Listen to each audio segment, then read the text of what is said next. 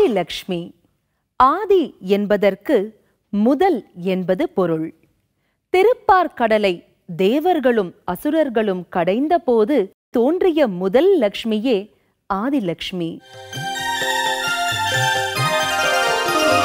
சுமனசவந்தித சுந்தரி மாதவி சந்திர சகோதரி ஹேமமயே முனிகண மண்டித மோக்ஷ பிரதாயினி மஞ்சுள பாஷினி வேதனுதே பங்கஜவாசினி தேவசு பூஜித சத்குண வர்ஷினி சாந்தியுதே ஜய ஜய ஹே மதுசூதன காமினி ஆதிலக்ஷ்மி ஜய பாலய மாம். சுமனசவந்தித சுந்தரி மாதவி சந்திர சகோதரி ஹேமமயே முனிகண மண்டித மோக்ஷ பிரதாயினி மஞ்சுள பாஷினி வேதனுதே பங்கஜவாசினி தேவசு பூஜித சத்குண வர்ஷினி சாந்தியுதே ஜய ஜய ஹே மதுசூதன காமினி ஆதிலக்ஷ்மி ஜய பாலய மாம். தானியலக்ஷ்மி. தானிய வளங்களை அருள்பவள் தானியலக்ஷ்மி. இவளுக்கு அன்னலக்ஷ்மி என்ற பெயரும் உண்டு. ஐகலி கல்மஷநாசினி காமினி வைதிக ரூபிணி வேதமயே ஷீரசமுத்பவ மங்கள ரூபிணி மந்திர நிவாசினி மந்திரனுதே மங்களதாயினி அம்புஜவாசினி தேவகணாஸ்ருத பாதயுதே ஜய ஜய ஹே மதுசூதன காமினி தானியலக்ஷ்மி ஜய பாலய மாம். ஐகலி கல்மஷநாசினி காமினி வைதிக ரூபிணி வேதமயே ஷீரசமுத்பவ மங்கள ரூபிணி மந்திர நிவாசினி மந்திரனுதே மங்களதாயினி அம்புஜவாசினி தேவகணாஸ்ருத பாதயுதே ஜய ஜய ஹே மதுசூதன காமினி தானியலக்ஷ்மி ஜய பாலய மாம். தைரியலக்ஷ்மி. மனதிற்கு தைரியத்தை தருபவள் தைரியலக்ஷ்மி.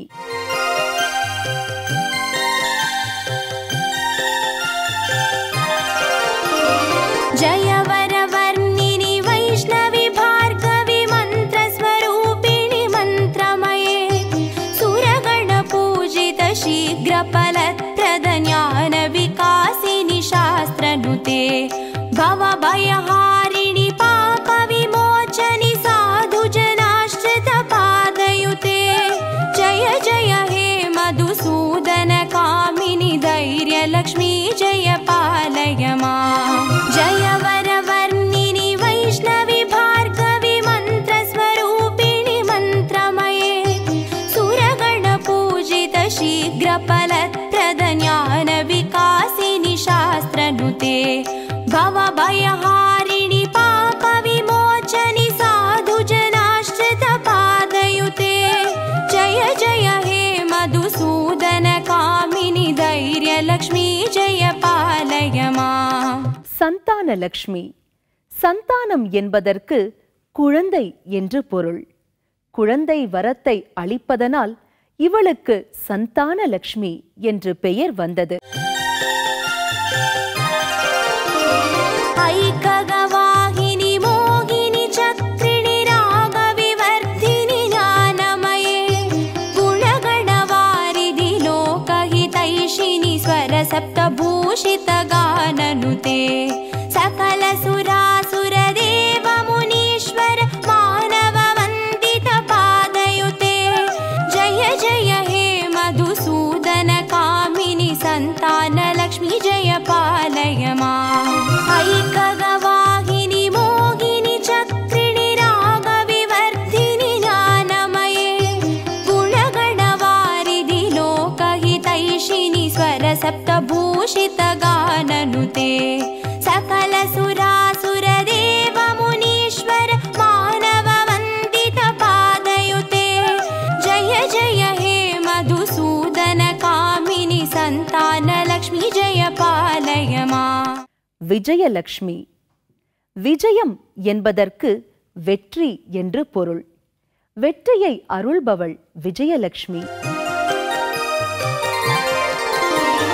ஜய கமலாசினி சத்கதிதாயினி ஞான விகாசினி கானமயே அனுதினமர்ச்சித குங்குமதூசர பூஷித வாசித வாத்யனுதே கனகதாரா स्तुति वैभव वन्दित शङ्कर देशिक मान्यपते जय जय हे मधुसूदन कामिनि विजयलक्ष्मी जय पालय मां जय कमलासिनि सद्गतिदायिनि ज्ञान विकासिनि गानमये अनुदिनमर्चित कुङ्कुमधूसर भूषित वासित वाद्यनुते कनकधारा स्तुति वैभव वन्दित शङ्कर देशिक मान्यपते जय जय हे मधुसूदन कामिनि विजयलक्ष्मी जय पालय मां வித்யாலட்சுமி. வித்தை என்பதற்கு இங்கு கல்வி என்று பொருள். கல்வி செல்வத்தை வழங்குவதால் இவளுக்கு வித்யாலட்சுமி என்று பெயர். प्रणत सुरेश्वरि भारति भार्गवि शोक विनाशिनि रत्नमये मणिमय भूषित कर्ण विभूषण शान्ति समावृत हास्य मुखे नवनिधिदायिनि कलिमलहारिणि कामित फलप्रद हस्तयुधे जय जय हे मधुसूदन कामिनि विद्यालक्ष्मी जय पालय मां प्रणत सुरेश्वरि भारति भार्गवि शोक विनाशिनि रत्नमये मणिमय भूषित कर्ण विभूषण शान्ति समावृत हास्य मुखे नवनिधिदायिनि कलिमलहारिणि कामित फलप्रद हस्तयुधे जय जय हे मधुसूदन कामिनि विद्यालक्ष्मी जय पालय मां கஜலட்சுமி. கஜம் என்றால் யானை என்று பொருள். இருபுறமும் யானைகள் கலசம் ஏந்தி திருமஞ்சனம் செய்வது போல் அமர்ந்திருப்பதால் கஜலட்சுமி என்ற பெயர் அமைந்தது. जय जय दुर्गति नाशिनि कामिनि सर्वपरप्रद शास्त्रमये रद गज दुर्ग पदादि समावृत परिजन मण्डित लोकनुते हरिहर ब्रह्म सुपूजित सेवित तापनिवारिणि पादयुते जय जय हे मधुसूदन कामिनि गजलक्ष्मी रूपेण पालय मां जय जय दुर्गति नाशिनि कामिनि सर्वपरप्रद शास्त्रमये रद गज दुर्ग पदादि समावृत परिजन मण्डित लोकनुते हरिहर ब्रह्म सुपूजित सेवित तापनिवारिणि पादयुते जय जय हे मधुसूदन कामिनि गजलक्ष्मी रूपेण पालय मां தனலட்சுமி. தனம் என்பதற்கு செல்வம் என்று பொருள். धिमि धिमि धिं धिमि धिं धिमि धिं धिमि दुन्दुभिनाद सुपूर्णमये धुम धुम धुन्दुम धुन्दुम धुन्दुम शङ्गनिनाद सुवाद्यनुते वेद पुराणेतिहास सुपूजित वैदिक मार्ग प्रदर्शयुते जय जय हे मधुसूदन कामिनि धनलक्ष्मी रूपेण पालय मां धिमि धिमि धिं धिमि धिं धिमि धिं धिमि दुन्दुभिनाद सुपूर्णमये धुम धुम धुन्दुम धुन्दुम धुन्दुम शङ्गनिनाद सुवाद्यनुते वेद पुराणेतिहास सुपूजित वैदिक मार्ग प्रदर्शयुते जय जय हे मधुसूदन कामिनि धनलक्ष्मी रूपेण पालय मां धनलक्ष्मी रूपेण पालय मां धनलक्ष्मी रूपेण पालय मां உங்கள் அனைவருக்கும் அஷ்டலக்ஷ்மிகளின் அருள் கிடைக்க வாழ்த்துக்கள்.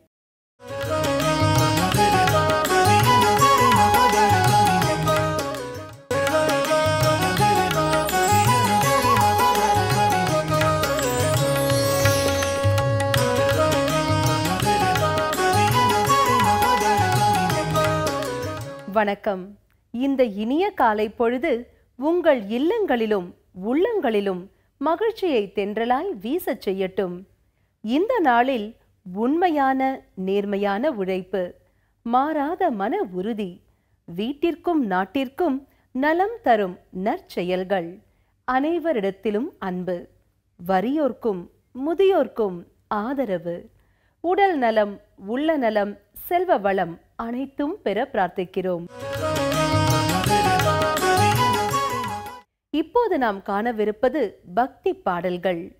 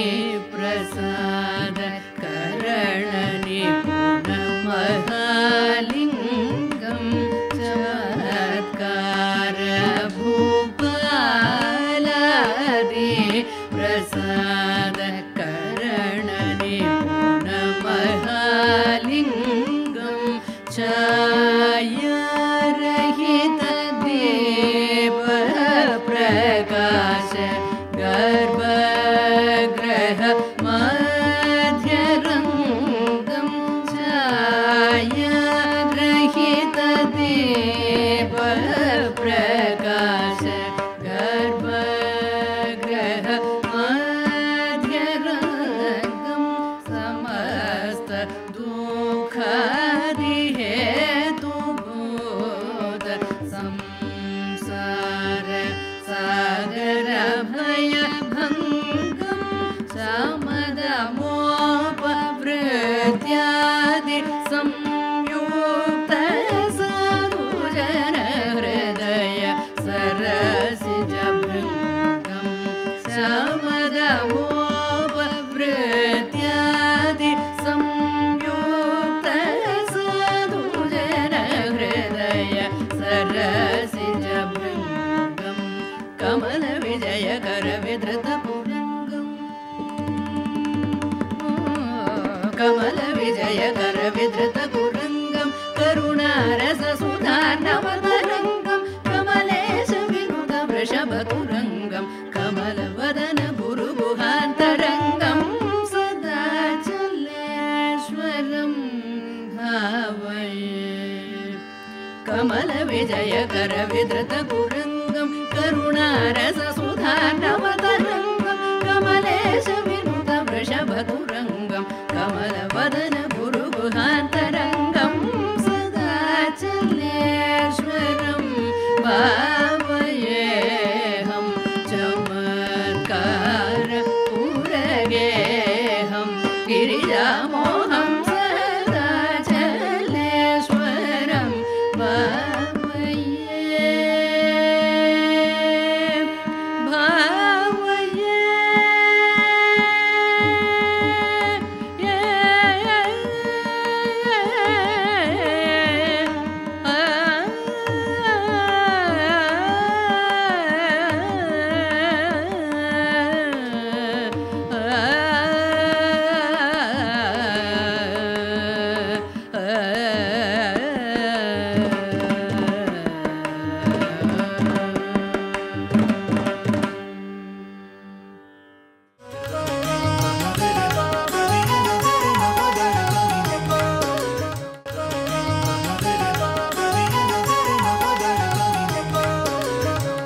இதோ நம் பார்வையில் நாளும் கோளும்.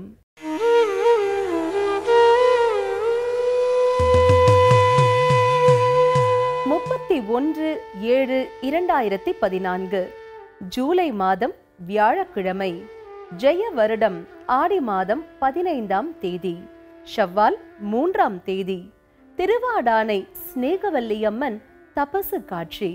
ஸ்ரீவில்லிபுத்தூர் ஸ்ரீ ஆண்டாள் ரங்கமன்னார் வெட்டிவேர் சப்பரத்தில் பவனி. சேலம் செவ்வாய்ப்பேட்டை மாரியம்மன் வீதி உலா. நல்ல நேரம் காலை 12:45 மணி முதல் 1:35 மணி வரை. ராகு காலம் 1:30 மணி முதல் 3 மணி வரை. குளிகை 9 மணி முதல் 10:30 மணி வரை. யமகண்டம் 6 மணி முதல் 7:30 மணி வரை. சந்திராஷ்டமம் சதயம். அடுத்து நாம் காணவிருப்பது நவகோள்களை போற்றி வணங்கும் துதிப்பாடல்கள். சீலமாய் வாழ சீரருள் புரியும் ஞாலம் புகழும் ஞாயிறே போற்றி. சூர்யா போற்றி, சுந்தரா போற்றி, வீர்யா போற்றி, வினைகள் களைவாய்.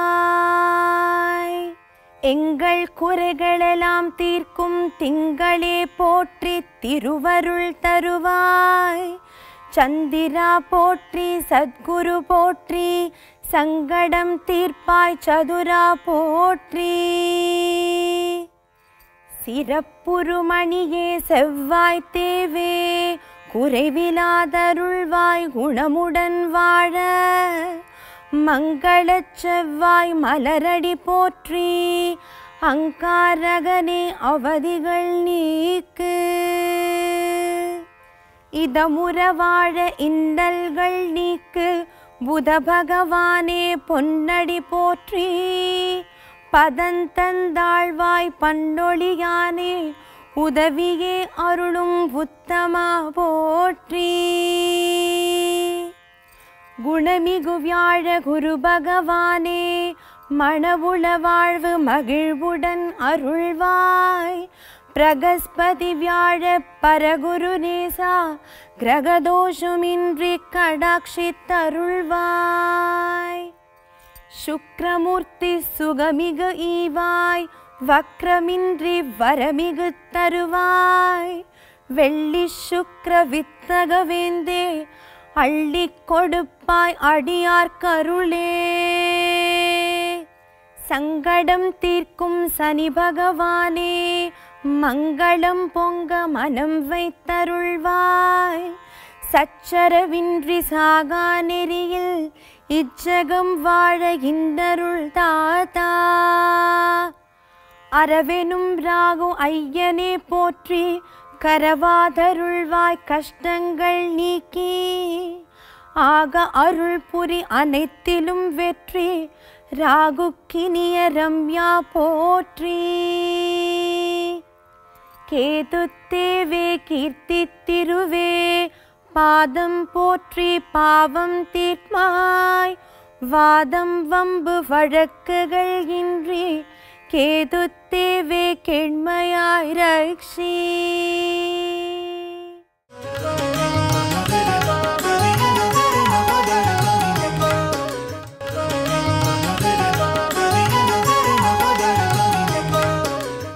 இனி நாம் காணவிருப்பது ஆன்மீக அருளமுதம்.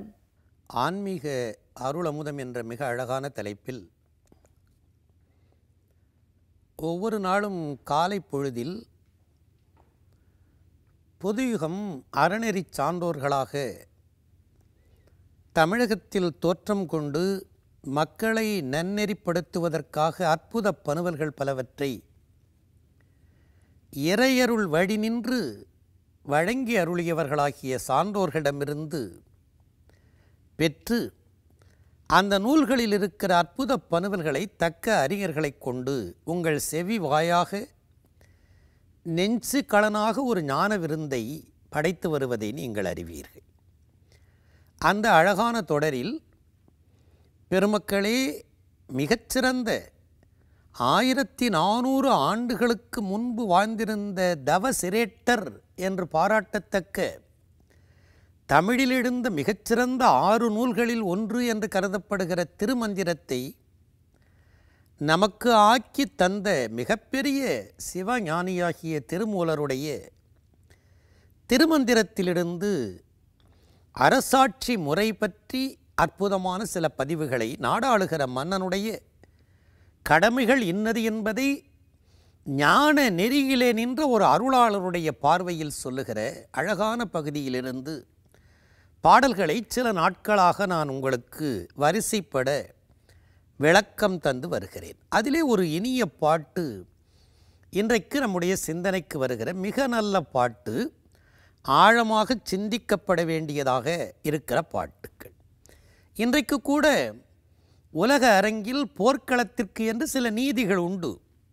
யார் யாரை கொல்லக்கூடாது, எந்தெந்த இடங்களின் மேல் குண்டு மழை பொழியக்கூடாது, என்னென்ன வகையான ஆயுதங்களை பயன்படுத்தக்கூடாது என்றெல்லாம் உலகளாவிய நாடுகளுக்கு என்று போர் பற்றிய சில சட்டங்கள் இருப்பது போல் தமிழகத்திலும் அந்த காலத்திலே இருந்தது. ஒரு மன்னன் ஆற்றல் மிக்கவன் போர்க்களத்திலே போய் படைகள் பின்னிற்க தேரின் மேலே இருந்து கொண்டு உரக்க கூவினானாம். எதிரில் இருக்கிற படை வீரர்களை பார்த்து, எதிரில் இருக்கிற வீரர்களே, உங்கள் கூட்டத்தில் பசு இருந்தால், பார்ப்பனர்கள் இருந்தால், பத்தினி பெண்கள் இருப்பார்களானால், பிள்ளைகளை பெறாதிருக்கிறவர்கள் இருப்பார்களானால் அவர்களையெல்லாம் முதலில் உங்களுடைய பக்கத்திலிருந்து அப்பாலே ஒதுங்கிவிடச் சொல்லுங்கள்.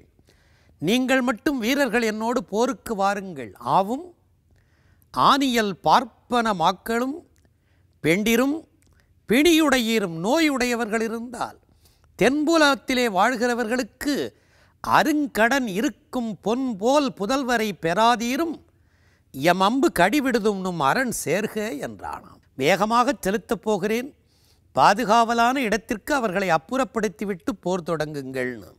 அதனால் யாராக இருந்தாலும் நாட்டில் பாதுகாவல் செய்யப்பட வேண்டிய சிலவற்றை பாதுகாப்பது இன்றியமையாதது. அதில் முக்கியமானது பசுமாடுகள். ஏனென்றால் ஒரு தாய் கூட தான் பெற்றெடுத்த குழந்தைக்கு ஒரு 9 மாதம் அல்லது 12 மாதத்திற்கு மேல் தாய்ப்பாலை தர முடிவதில்லை. அவள் விட்ட இடத்திலிருந்து தாயினும் சால பரிவோடு குழந்தையை வாழ்விக்கிற திறமுடையதாக பசுக்கள் அன்றைக்கு புனிதமாக கருதப்பெற்றன என்பதை நம்முடைய இலக்கியங்களில் பார்க்கிறோம். மனுநீதி சோழனுடைய அற்புதமான வரலாறு பெரிய புராணத்தின் கண்ணே அமைந்திருந்து நம்முடைய கண்களை குளமாக்குகிறது. பசுமாடுகளுக்கு ஒரு தீங்கு வருதல் கூடாது. ஒரு கன்று ஒரு நேரத்தில் தன்னுடைய ஒரே மகன் தேரோட்டி கொண்டு செல்லுகிற நேரத்தில் அந்த தேர்காலிலே குதித்து வந்து அடிபட்டு இறந்து போயிற்று. பசுமாடு வந்து சோழ மன்னனாகிய மனுநீதி சோழனுடைய அரண்மனை வாசலில் கட்டி வைக்கப்பட்டிருக்கிற ஆராய்ச்சி மணியை கொம்பால் சுற்றி டான் டான் என்று ஒலி எழுப்பிற்றாம். மன்னன் விரைந்தோடி வந்து என்ன நடந்ததென்று கேட்டான். அமைச்சர்கள் நடந்ததை சொன்னார்கள்.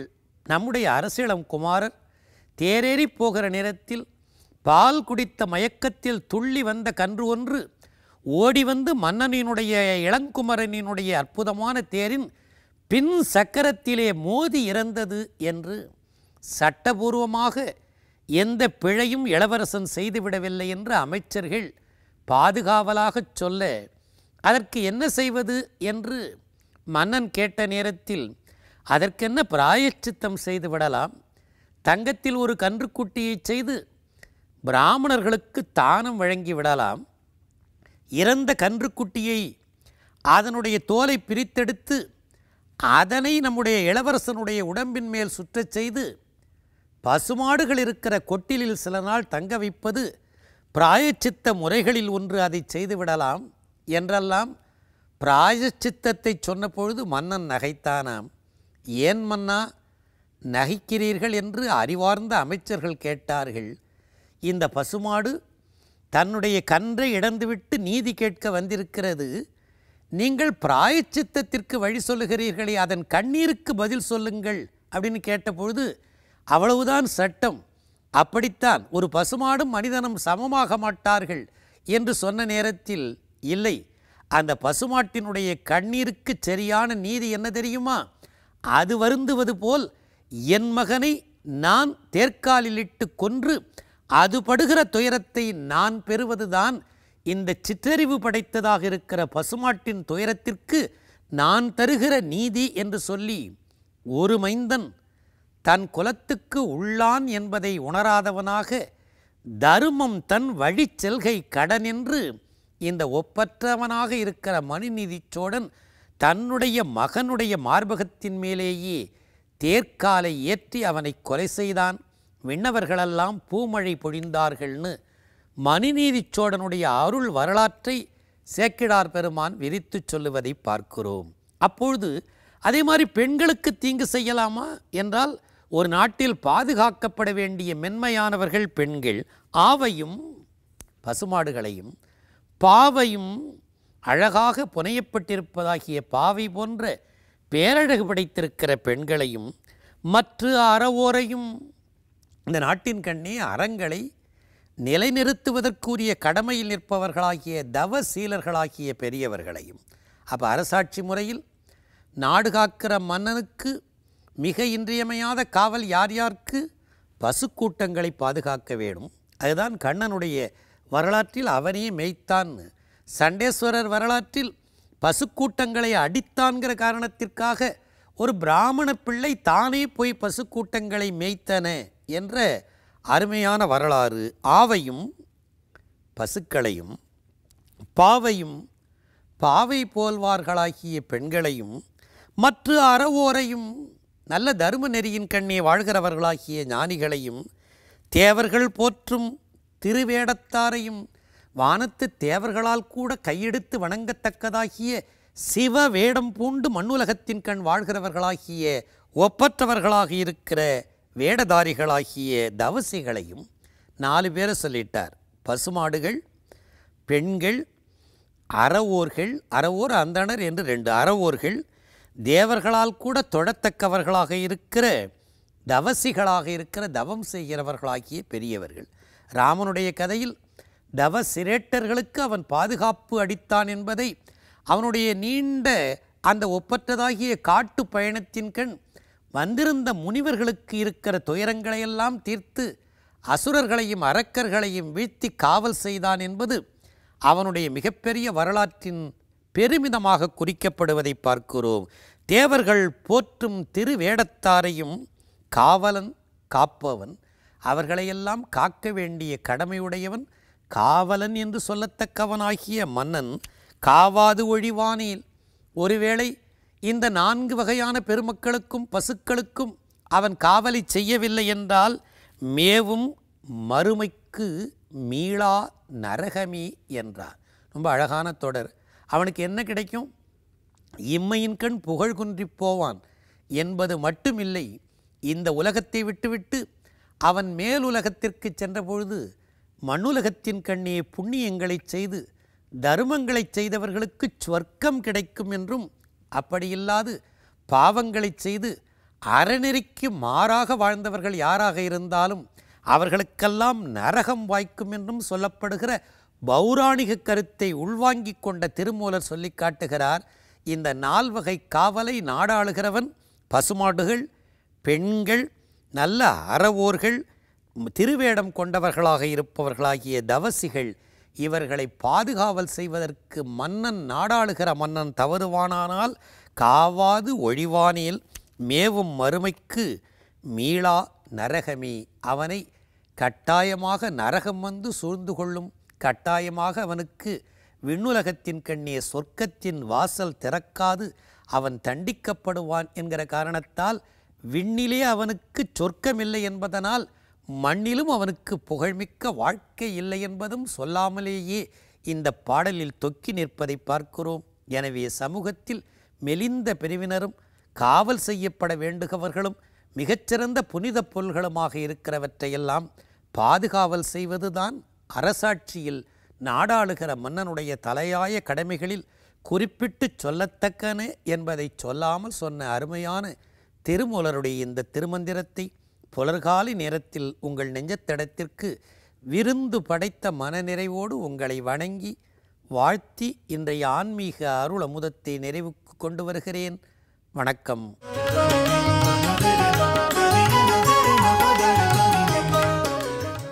நன்றி. நாளை மீண்டும் சந்திப்போம். வாழ்க வளமுடன்.